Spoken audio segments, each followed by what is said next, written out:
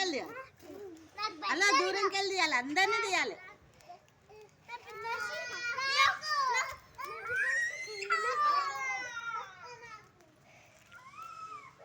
Hello friends, ఇప్పుడైతే వాళ్ళు ఏం చేస్తున్నారు చూడండి.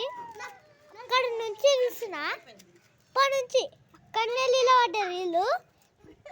డున్ని చూడండి, డున్ని డున్ని డున్ని ఉరుకుతుంది. డున్ని ఇంకో ఆ పిల్లవాడు చూడు, ఇంకో ఈ పిల్లవాడు చూడండి.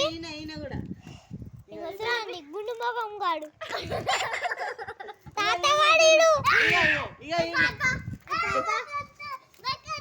ఇంకా